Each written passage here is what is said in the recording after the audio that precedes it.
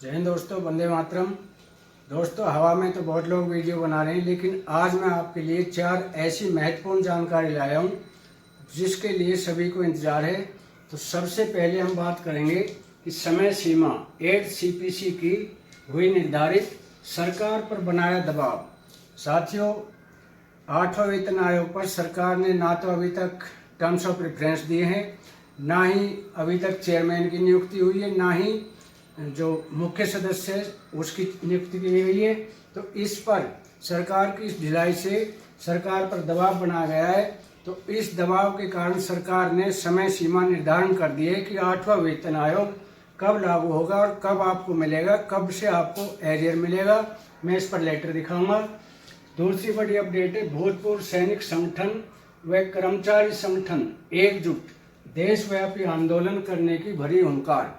साथियों, सरकार से रुष्ट होकर, नाराज होकर जितने भी हमारे सैनिक संगठन हैं, जितने कर्मचारी संगठन हैं, सभी ने एकजुट होकर सरकार पर दबाव बनाया है और देशव्यापी आंदोलन करने की हुंकार भरी है कि यदि सरकार समय सीमा के अंदर 8वें पे कमीशन की कमेटी का गठन नहीं करती है तो हम देशव्यापी हड़ताल करेंगे और सरकार से अपना हक लेकर रहेंगे। इस पर मैं आपको अपडेट दिखाऊंगा। तीसरी हम बात करेंगे सांसदों व विधायकों को 4-4 पेंशन। साथियों, ये बिल्कुल सच है कि सांसद और विधायकों को 4-4 पेंशन, लेकिन पेंशन धारकों के साथ अन्याय जवाब दे सरकार। ये गोरखपुर के एक सांसद है, उन्होंने संसद में सरकार से जवाब मांगा कि विधायकों को और सांसदों को जब भी वो बनते हैं, यदि 5 साल रहते हैं तो उनकी पेंशन हो जाती है, अगले 5 साल फिर बनते हैं डबल पेंशन हो जाती है। लेकिन जो जवान सीमा पर रह के अपनी प्राणों की चिंता ना करते हुए पूरी अपनी जवानी गुजार देता है, उसकी पेंशन सरकार बंद कर देती है। इस पर सरकार जवाब दे। मैं इनका वीडियो दिखाऊंगा, इन्होंने क्या कहा। हम ऐसे सांसद को सैल्यूट करते हैं जिन्होंने जनप्रतिनिधियों और पेंशनर्स के बारे में सोचा। अगले हम बताएंगे कि इनके जो सवाल में प्रतिक्रिया करते हुए वित्त मंत्री सीतारमण का जवाब।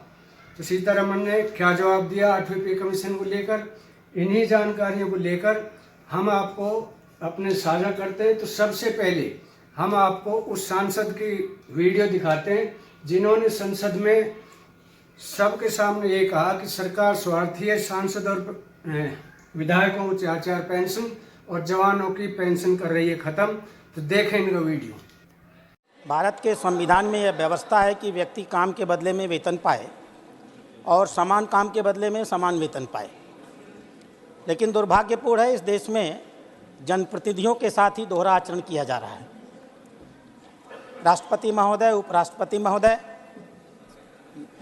केंद्र के मंत्रीगण, राज्य के मंत्रीगण, माननीय सांसदगण, माननीय विधायकगण, इन सब ने संवैधानिक तरीके से और कानून बना करके अपने अपने वेतन की, अपने अपने भत्ते की और अपने अपने पेंशन की व्यवस्था की हुई है। ये व्यवस्था संविधान प्रबद्ध माध्यमों से हम लोगों ने की है। लेकिन दुखद है, इस देश में लाखों की संख्या में ऐसे जमीनी जनप्रतिनिधि हैं जो जमीनी धरातल पर बहुत महत्वपूर्ण काम करते हैं। विकास की जो भी योजनाएं हम यहाँ बनाते हैं, जमीनी धरातल पर उनको लागू करने का काम वही करते हैं। वो प्रत्यक्ष जनता के संबंध में रहते हैं।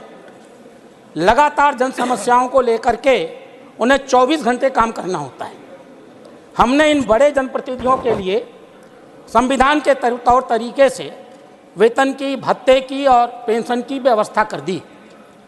भारत अकेला ऐसा देश होगा शायद जिसने संवैधानिक रूप से 73वें और 74वें संशोधन के माध्यम से ग्रामीण और शहरी क्षेत्रों में लोकतंत्र का विकेंद्रीकरण किया और स्थानीय निकायों को चलाने के लिए जनप्रतिनिधियों की संवैधानिक रूप से व्यवस्था की। उनके अधिकार दिए, उनके दायित्व दिए, लेकिन जो कुछ उनको नहीं दिया वह था उनका वेतन नहीं दिया, उनका भत्ता नहीं दिया और उनका पेंशन नहीं दिया। मैं जानना चाहता हूं इस सदन से, इस सौतेले और इस दोहरे आचरण का आधार क्या है? क्या वह जो छोटे जनप्रतिनिधि होते हैं, क्या उनके परिवार नहीं होते, उनके माँ बाप नहीं होते, उन्हें अपने माँ बाप की चिंता नहीं करनी होती? अपने बच्चों की चिंता नहीं करनी होती? आखिर किन कारणों से आज तक हमने संवैधानिक रूप से उनके लिए यह व्यवस्था नहीं की? स्थानीय आधार पर सरकारें, मुख्यमंत्री दया की तरह उनको वेतन, उनको भत्ता देते हैं, ब्यूरोक्रेसी उनको नियंत्रित करती है।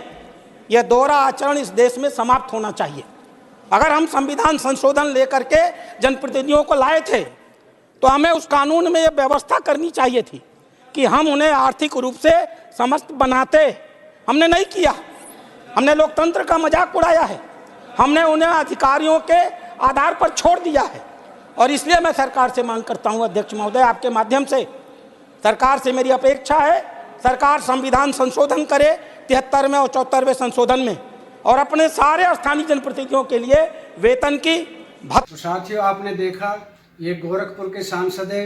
इन्होंने किस प्रकार से सारे जो भी मंत्री हैं, मंत्रीगण हैं, वित्त मंत्री हैं, सभी के सामने कैसे उनकी आंखें खोली और किस तरह से एक पेंशनर्स के लिए उनकी जो है प्रतिक्रिया जाहिर की कि पेंशनर के लिए कुछ भी नहीं है, सांसद और विधायकों के लिए 4-4 पेंशन है।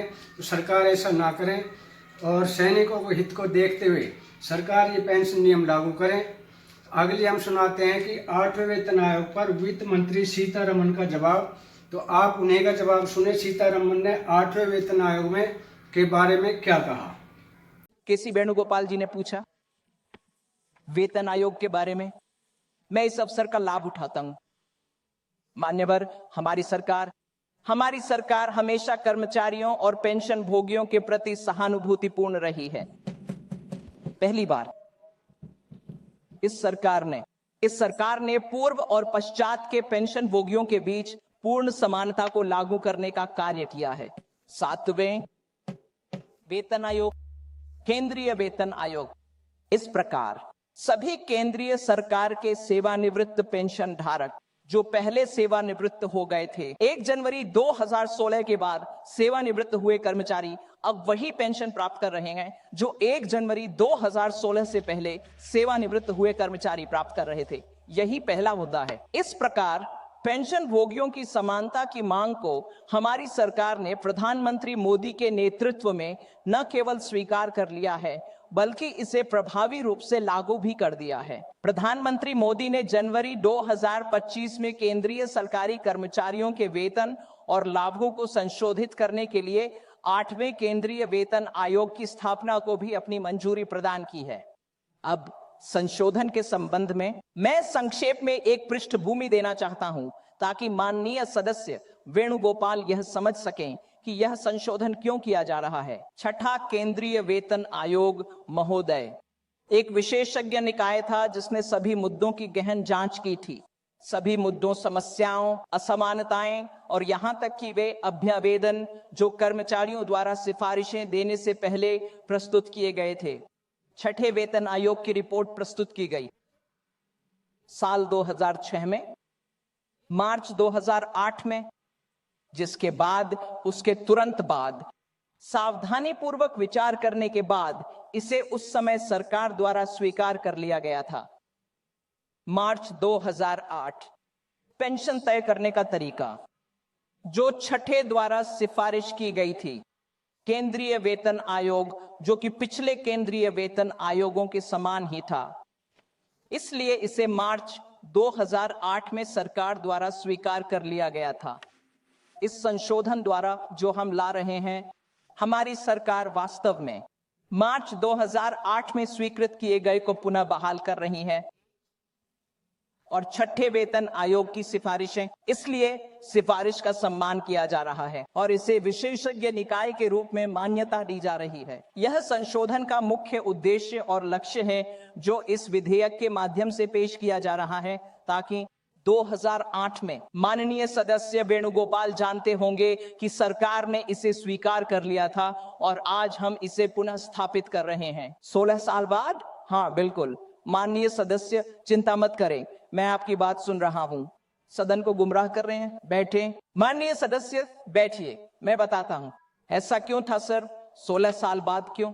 कई न्यायालय के मामले चल रहे थे, हमें फैसले का इंतजार करना पड़ा और फिर हमने कहा हाँ अब सभी सुनवाई समाप्त हो गई हैं, फैसले प्राप्त हो गए हैं। हम 2008 के निर्णय का सम्मान कर रहे हैं, लेकिन बीच तो साथियों, ये थी हमारी महत्वपूर्ण जानकारी अच्छी लगी हो तो वीडियो को लाइक, शेयर और सब्सक्राइब करें, ताकि हम हर नई अपडेट से आपको अतिशीघ्र अवगत करा सकें।